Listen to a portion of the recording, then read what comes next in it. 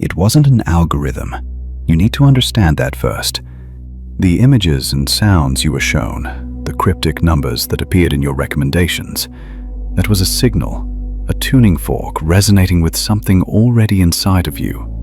You were chosen because you are one of the few who senses that the reality we see is just a fraction of the whole story, a beautiful, hypnotic, but fragmented echo. For months, you've been collecting those echoes, feeling their power without understanding the source.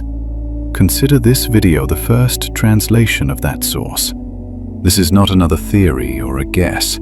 This is the blueprint, the very architecture of the philosophy you've been subconsciously drawn to. What you are about to see is the key that elevates you from a mere spectator of the mystery to an active participant in its unfolding.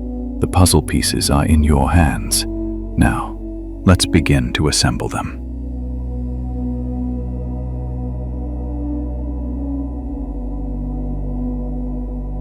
There are voices that move through the world like compressed currents of air.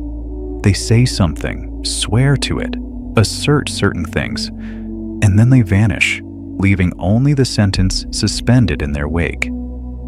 This is what I envision when I speak of a register of the Traceless Witnesses. It is not a dusty archive or a book, but rather an atmospheric intermediate zone where people and their opinions transform into pure signal. It is a mental landscape where testimony unspools from the physical body, allowing language to breathe and function long after the subject who uttered it has dissolved into the ether. Every era produces a few. You recognize them by their tone. They speak as though reciting a script received from somewhere else, with an urgency that seems to belong not to them, but to the message itself. They recount events no one can verify, and yet their accounts embed themselves in collective memory with the tenacity of a splinter. It is as if they bear witness not to what actually happened, but to what simply demands to be believed in the absence of evidence or other witnesses. Philosophy, with its cold and analytical gaze, would likely call them the epiphenomena of language. To the philosopher, they are merely secondary manifestations of a vast communicative system, a self-sustaining machine that generates its own oracles. Theology, with greater poetry, would name them passing angels, spirits entirely devoid of a physical body simply because they themselves are the message. Anthropology, were it still bold enough, might define them as liminal witnesses, beings who surface only to cross the suddenly permeable threshold between the real and the represented, then vanish the moment the world settles back into stability.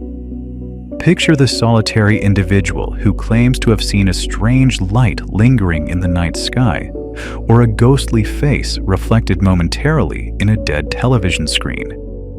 They report an event that no one else can corroborate, yet whose account carves itself into the collective psyche like a mark.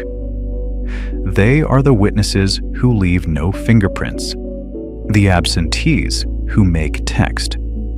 Their presence is as necessary as their disappearance, because the world, to remain believable, needs voices that cannot be verified. They are its poetic margin, its lateral breath. While a jurist might dismiss an anonymous testimony as worthless, ontologically, it is the purest form of truth imaginable. Without a biography to act as a filter, without a physical body to anchor it or a vested interest to defend, we are left with nothing but the raw, unadorned fact that something has been spoken. Derrida once wrote that there is no trace without a witness, but perhaps the inverse holds with equal force. There is no witness without a trace, except in the singular case where the trace is the testimony itself. What persists is never the person who saw, but the sentence they uttered. That sentence goes on circulating, mutating, depositing itself like sediment in other minds. Meanwhile, the witness evaporates, as though language feeds, quite specifically, on the act of their vanishing. There is a thin irony folded into this mechanism. The very voice that tries to guarantee reality dissolves in the act of confirming it. The human becomes a parenthesis, a passage of signal. Reality, to remain coherent, must sacrifice whoever consents to recount it. And we, reading, listening, sharing, become accomplices in that disappearance. We embrace the message and let the sender slip into oblivion. Some information theorists have tried to formalize the phenomenon. They speak of source-free testimony, an information pattern that needs no origin because it is already self-validating. In technical terms, it's a closed semantic loop, a statement whose legitimacy arises from its own existence.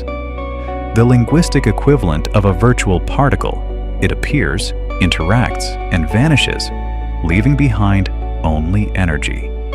But you don't need physics to grasp the truth of it. Just look at contemporary communication. Millions of voices flickering on and off like neurons. Instant testimonies, rootless declarations, words that belong to no one. Today, every sentence spoken online is a small form of traceless witness.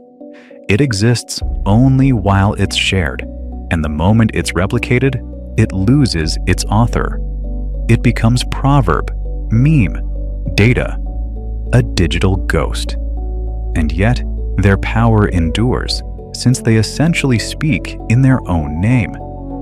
And it is precisely because no one else can claim them that these voices become universal.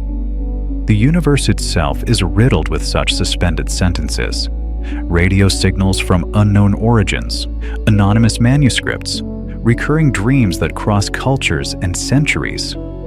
Every civilization has collected them and attributed them to higher powers, gods, spirits, ancestors, and now, algorithms. But what matters isn't who speaks, it's that the voice exists. Herein lies the ultimate paradox. The traceless witness represents humanity in its most uncorrupted, sincere form. Only by relinquishing the desperate urge to leave a personal mark can one speak an absolute truth. The rest of us write, driven by the hunger to be remembered, and in that vain desire, our testimony inevitably corrupts itself. By surrendering their name to elevate the event, those who speak and evaporate perform a quietly sacred act. There are times I envy these imagined witnesses their boundless freedom. Unshackled from the burdens of identity, they never have to defend their past or maintain a coherent persona.